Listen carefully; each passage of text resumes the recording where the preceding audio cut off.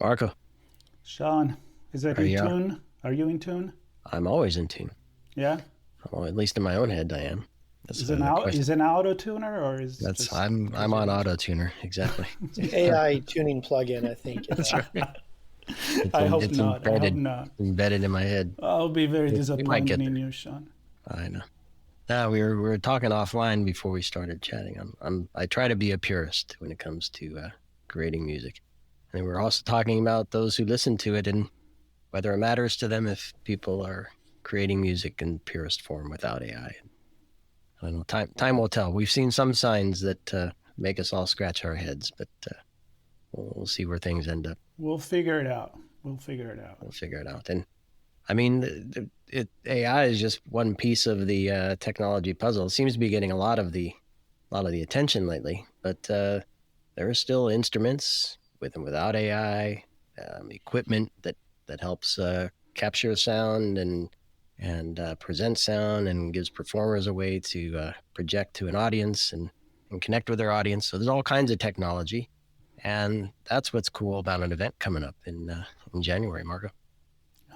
An event that I'm very, very excited about. I mean, You I you love missed it. cybersecurity. I love smart cities, but I love music. I So love what music what too. could be better than this? I know. So So we had a chance to cover the event and connect with John last year. John, it's good to see you. Good to see both of you again. It's my favorite thing to talk about is the NAMM Show. Exactly. NAMM Show 2026 in January. The exact dates are the 20th through the 24th for the events, and the exhibits are on 22nd through 24th. And it's a good few days. I had the chance to go last year for the first time. I can't believe it took me all that time to make it there, but I'm so glad I did. And I'm even more excited for this year because I'm actually going to do it more formally. I'm just arriving this time and seeing what's happening. So we're going to showing up. it's just showing up, and it was a good time with just showing up. So I can only imagine what we're going to accomplish this year. But before we get into what 2026 will bring, maybe a few words from you, John. What's going on with you and NAMM, the big picture before you get into the big event?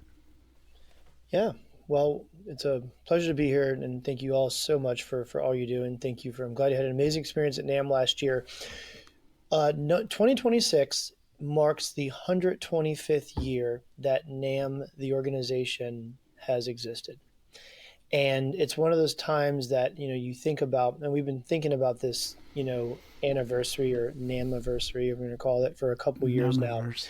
And, it's one of those that you celebrate, but you really think about, like, what does 125 years bring? And so the large thought behind the show, and then the excitement and the energy that we're bringing, and we've been thinking about long before, all the kind of the roller coaster this year has been for business, and in a lot of ways, is you look back at the history, and it's a history of resilience, and it's a history of just constantly evolving and overcoming and adapting, having musical genres, innovation, come up fast, go away fast, having products be on top of the world one year and those companies out of business 2 years later because of a shift in musical genre or a competitor did it better. And it's just an incredible story of innovation and timeline. And as we looked at that, and yes, we're going to be presenting some cool things and a new timeline of the industry, and with some other things we're going to present at the NAMM show to kind of celebrate this. I'll tell you where my head's at is what a better time, to celebrate like resiliency and adaptability than now. With obviously we've had to be resilient this year with I won't use the T word, but the which is tariff, of course I will say, but I'll say that I'll talk about like just the abrupt changes of international trade rules and on all sides, and that's been a tumultuous year for our industry, but also obviously with the new threat that is AI. And I say the new threat because there's been lots of threats, and threats become opportunities somewhere on the timeline. And so, when we start calling it an opportunity, but it's a perfect year to kind of tackle these things and remind ourselves how much we've, as an industry, and as an industry, unlike and like different than other industries, that we have overcome. Because I won't name names, but if you look at other industries and other associations, they have not been around for this long. And I think there's a resiliency to music makers. I think there's a passion, and I think, and I know we're an industry that, though there's a lot of competitors that come together at the NAMM show, and there's a lot of competitors that look to NAMM to help their business grow. At the end of the day, what the beautiful thing of NAMM is you can look over at the bar and see like fierce competitors having a beer together. And it's because like we all realize that more musicians is a really good thing for everyone. And so those are kind of the themes that we're really playing on going into this 125th year. Well, it's funny, and I'll pass it to Marco, because the thing that strikes me is we're all coming together for the passion of music, which, funny enough, for me at least, gives me a sense, an ability to have a sense of resilience. So music fills me with warmth and the ability to say, I can get through that. So it's kind of a full circle moment. Marco, I think you have the same kind of view on it, right? Was it that song back in the 80s said, DJ saved my life? Last night a DJ saved my life. I think music in general is part of everybody's life and moods, and it's not just about going out and party, go to the concert, which is fun, but it's in our blood. And I think that's maybe being philosophical here, because that's what I do best, or at least the most.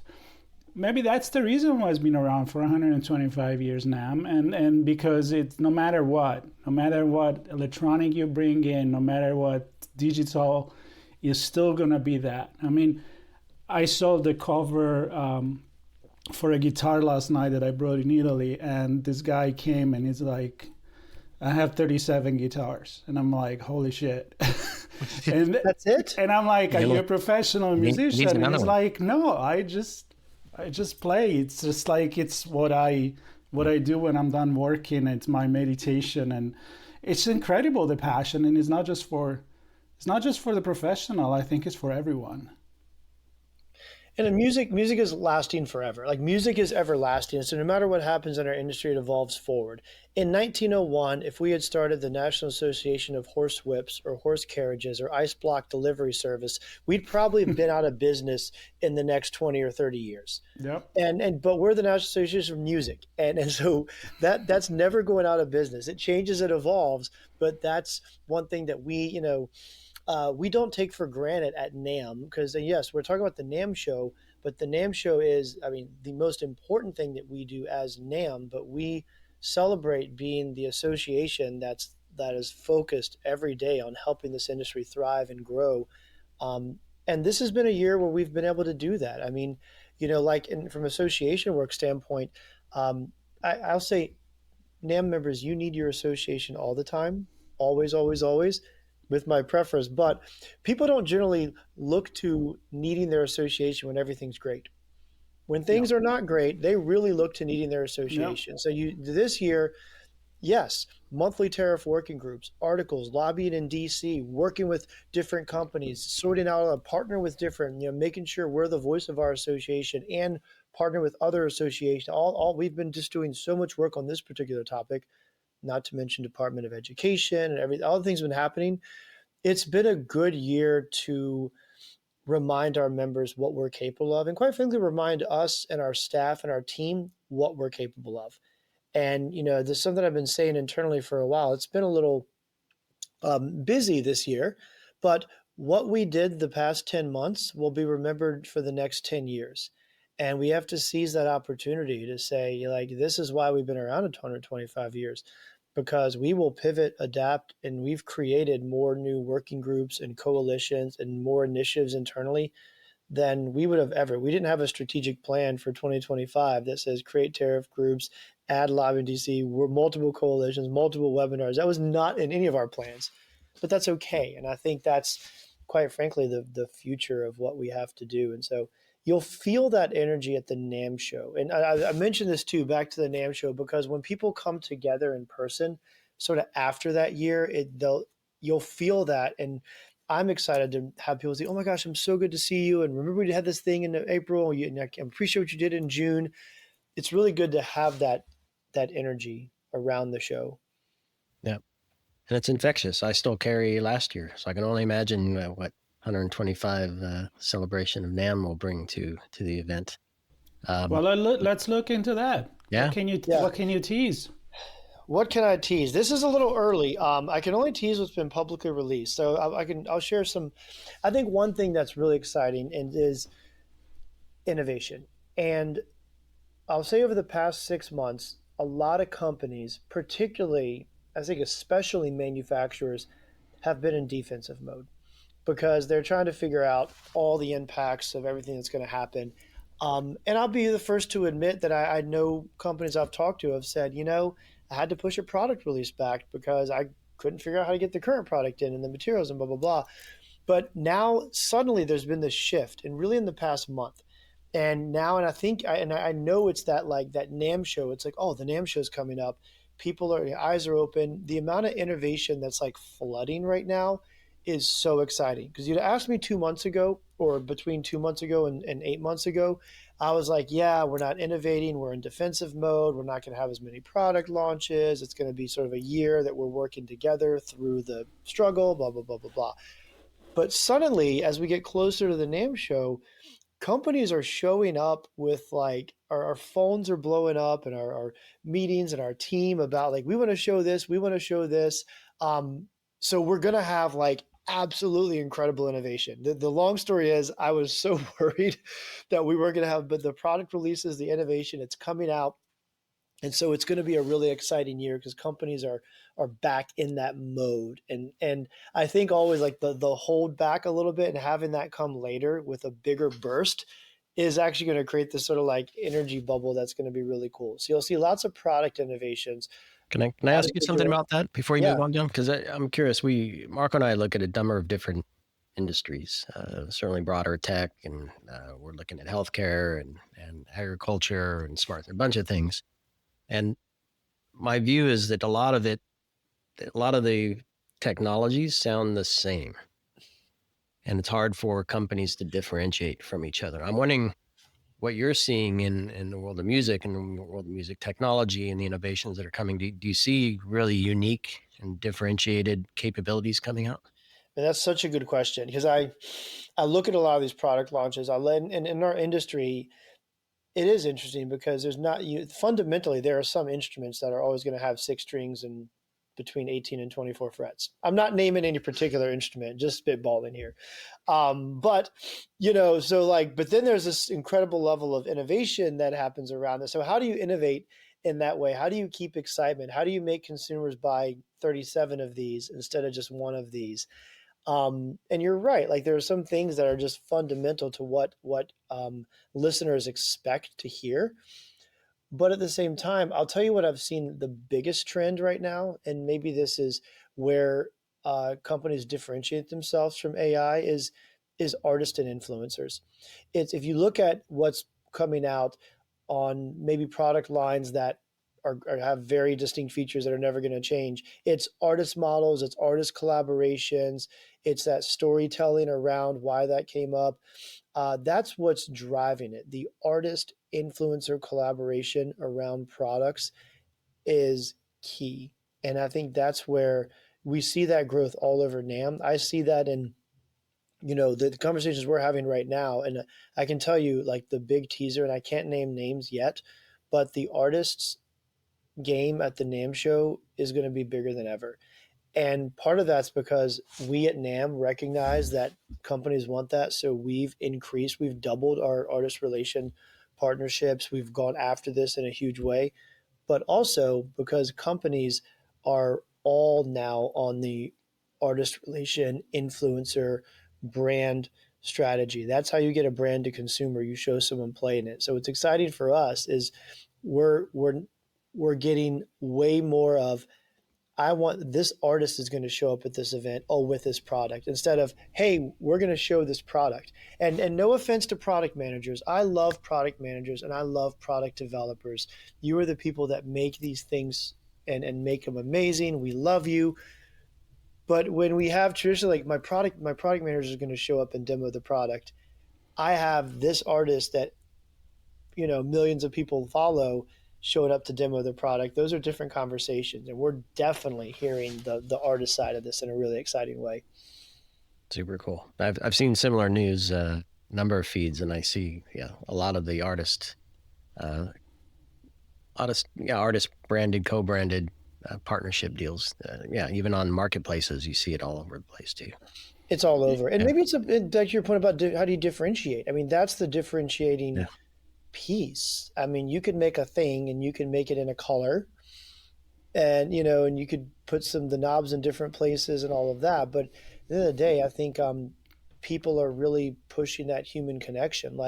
And I think social media has changed the game in a huge way, because you can have a really deep relationship with an artist. It's not an advertisement. I mean, I follow people on TikTok, on Instagram, and just seeing a really organic reel of someone being like, hey, and then I feel like I know that person. I feel like I'm part of their daily life.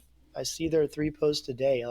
I connect to that person, and then you build that trust. And that's what the next generation expects. That's how they're making decisions on what products they want. They want trust. They want authenticity. Yeah. And I think that's where the AI hype is going to sort of, there's, sometimes things are a trend, sometimes things are a fad.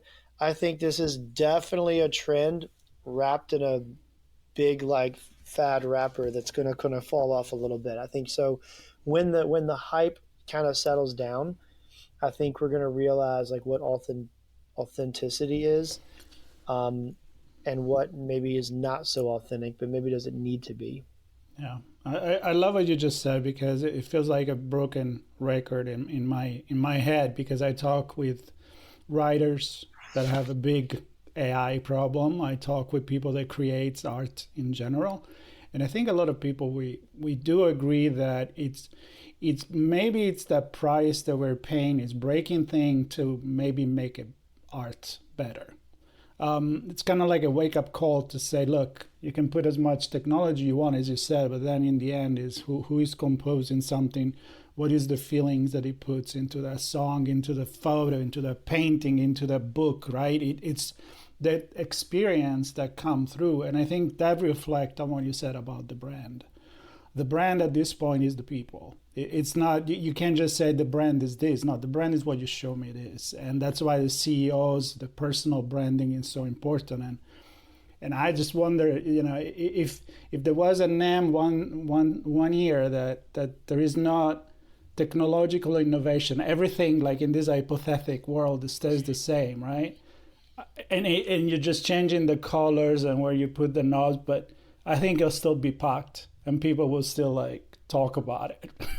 What I mean? But people want to innovate. I mean, people want to innovate. They have a desire, because musicians were tinkerers too. We're all looking for our own authentic sound. I mean, we all want to be authentic.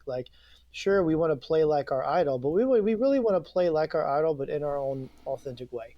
Yeah. And that's that drive for and I love that, because you get to this super high level musician, maybe the knob in a different place, or this other pedal, or this other sound, or this other workflow on the software side. Just the idea of a different workflow speeds me up, and now I have some authentic advantage. And I think people always thrive for that.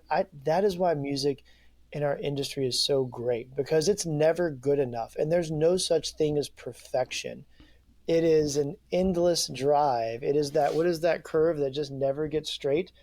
And that's what it is. And I think that's what drives all of this innovation. And we think a lot about that. I'll give you, you asked about NAMM Show 26, what we've been kind of working on. My first year, I was thinking a lot about oh gosh, what is NAMM after the pandemic and this and that. And, this line we came up with is, we're not in the music products industry, we're in the music people industry. And we've really started thinking about, what does the music people industry need from NAMM in a NAMM show? And so this year, when everyone goes to register for the NAMM show, you're going to see, I have to create an account at namm.org. I say there's no such thing as guest checkout. You got to have an account to get a badge. So you create an account at dashboard.namm.org, you answer some questions, and then you proceed to register, and you register for the show. And then the app, which is live now, you can go in the app, you can see all the sessions, but you can also put in your email, and the app knows who you are from your registration, and all of a sudden you can plan out all your schedule and do all your sessions and all of that. So this is a really nice user experience, so people can, first of all, get through, register quickly. they have a good experience on the app. They can make plans and they can, save their sessions and favorite their booths and have their plan. But under the hood, from a data standpoint, we at NAMM realize we need to understand what's happening at the show, who is there. In order to provide a really amazing experience for every individual at the show, we need to know every individual at the show. So, spoiler alert, under the hood, when you create that account at NAMM, everything you do across any other system is centralized back to NAMM. And that's really important from us. I mean, you're a tech guy, so you know what I mean by that. But that user now starts and ends at NAMM. The only data the other partners get is only what they need to, do the functions they need. NAMM is, everything's secure with NAMM, but also we now have a really comprehensive picture on what people are doing at the NAMM show. And that picture can be taken and divided and sliced by everyone that's interested in fretted products versus percussion products versus pro audio versus recording. That can be sliced by people who are teachers versus product managers versus CEOs versus bow makers. That can be sliced by people like what type of music people listen to. That can be sliced of how long they've been in the industry.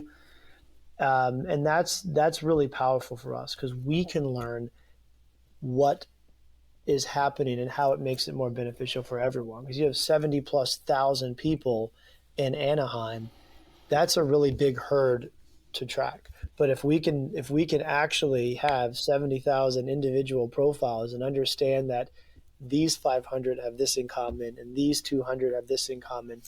So we're at that level this year. And so what we're able to learn and how quickly we're able to evolve the show in 27 and 28 and what we're able to do between NAMM shows, ongoing webinars, ongoing member benefits, ongoing interactions, networking, whether in person or online, all the things we do between the shows is going to be more sophisticated than it's ever been.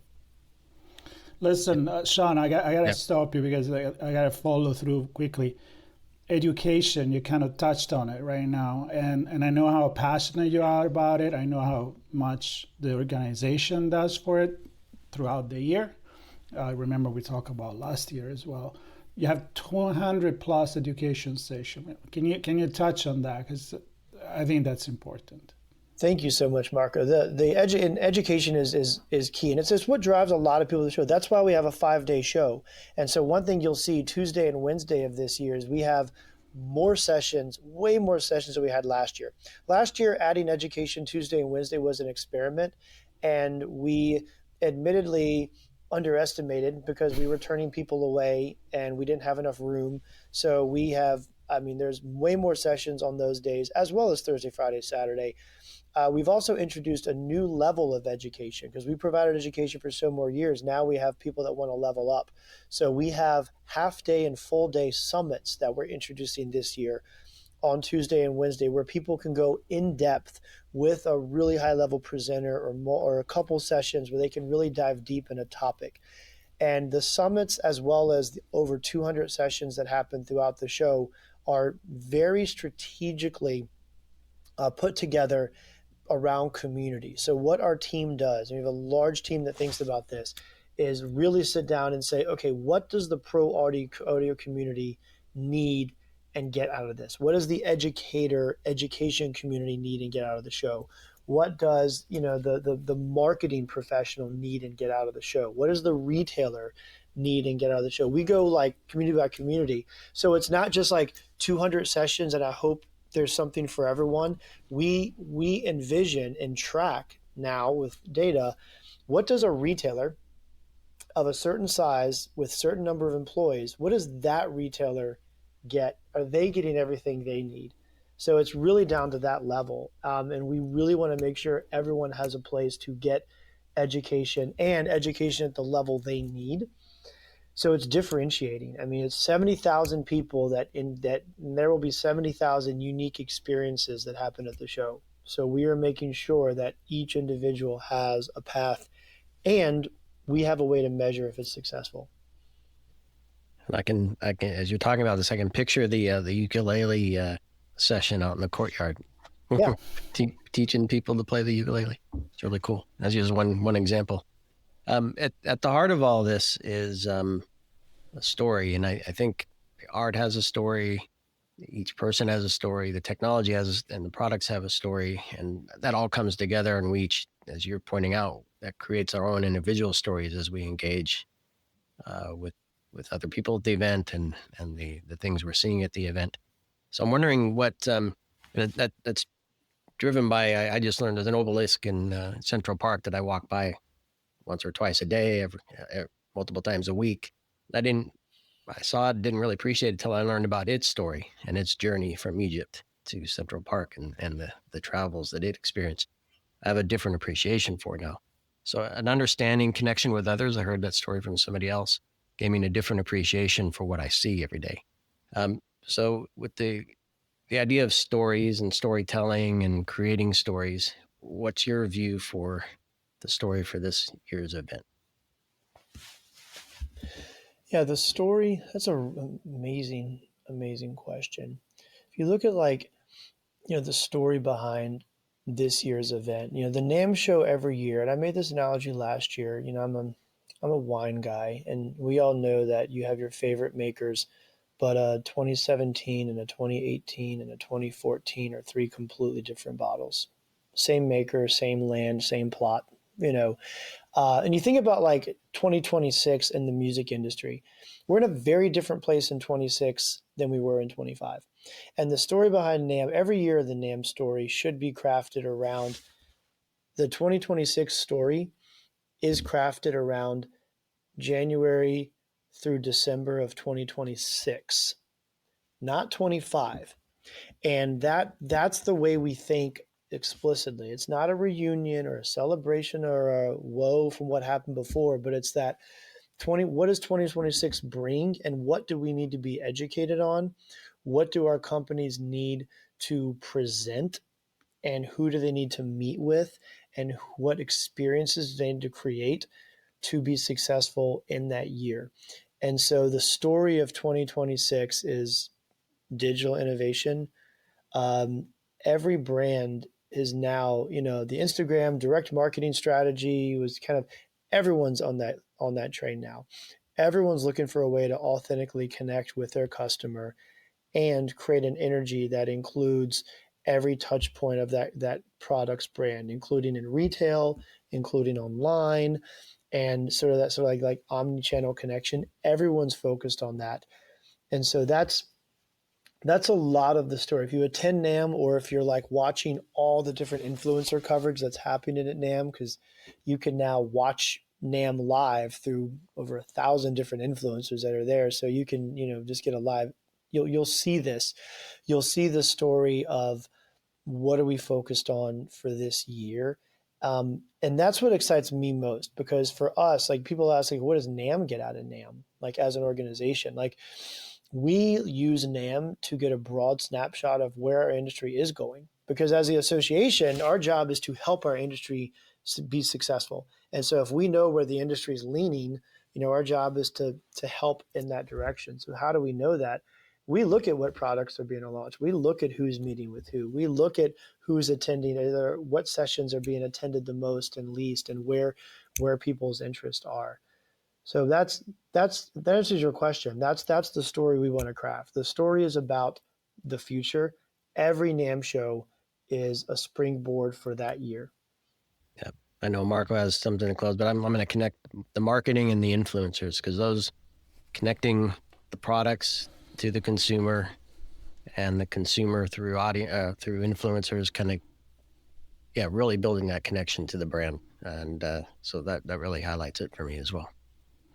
Well, I think you give me a great assist. I love stories. I write stories. I'm all about storytelling. I always say we're all made of stories as human, right? So I think what you said is great, because it's hard to predict. I feel like the story is going to write itself probably in NAMM. There's probably going to be stories inside a story, and you just can't predict it. So actually that's where AI comes useful, maybe, when you look at the data and you see what story actually happened. I don't dislike AI when it analyze and help us to understand as much as when it doesn't.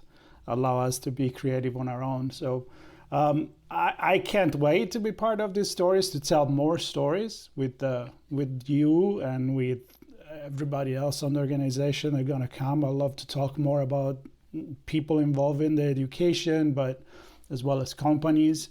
And I think people can tell that Sean and I are extremely excited about this. So I want to thank you again for your time. Yeah, no, thank y'all too. And I'll make a shameless plug for everyone listening to this. You know, the energy at the NAMM Show. I mean, if you've never been to a NAMM Show, if you're thinking about coming to the NAMM Show, if you do anything in this industry, if you're connected to music products in any way, you're welcome at the NAMM Show. You can go to NAMM.org. You can create an account. We have a qualified attendee path to attend the NAMM Show. Of course, you can attend through, connections of various partners. But, the NAMM Show is a place where there's an incredible energy around creativity. And there's nothing more powerful than getting together in person. It's kind of like a band getting in a studio and focusing, and this energy is created. And over a week, this energy creates this like epic album that outlasts time. That album was created because of an energy, a space, and an energy that existed to allow creativity to happen in more powerful ways we ever imagined. That's what the NAMM Show does for 5 days. And when you're there, you're part of that energy in your mind. Everyone is open to new ideas. Everyone is looking for ways to explore and create. And there's an energy there that you can't get if you're not there. You can watch it, you can see what happened, you can see the product releases, you can see stories, and all of that's amazing. But if you want to propel your career or your life, and you have to be part of that energy, because it's like it opens up your mind and your heart as soon as you walk on, and it's like, oh, I can do more now than I ever could before. So come to the NAMM Show, feel the energy. And I can say with 100% confidence that you're spot on, John. And I cover a lot of events, and most of them I feel like I spent a lot of energy. At NAMM, I walked away being full of energy. So I was part of the energy, and I brought energy back with me. And again, it's all rooted in music, creating, enjoying, participating, talking about it, hearing it. It's all there. And I can't wait to get on site in Anaheim for the, what are the dates here? We got, I just lost the page. 20 through 24 in January. 20 through 24. I had the detail sessions up. There we go. 20 to 24, Anaheim Convention Center, SoCal. I'm going to make the trek from East Coast back west and enjoy hopefully some sun and tons of good people. I'm looking forward to seeing you, John, and all the rest of the team from NAMM that week. Thank y'all so much. I'll see you there. And thanks everybody for listening, watching, and stay tuned for more from NAMM Show 2026 in Southern California, and we'll keep you posted on what's going on there. And there'll be links in the show notes for registration and becoming a member if you want, and all the rest of our coverage as well. Thanks, everybody.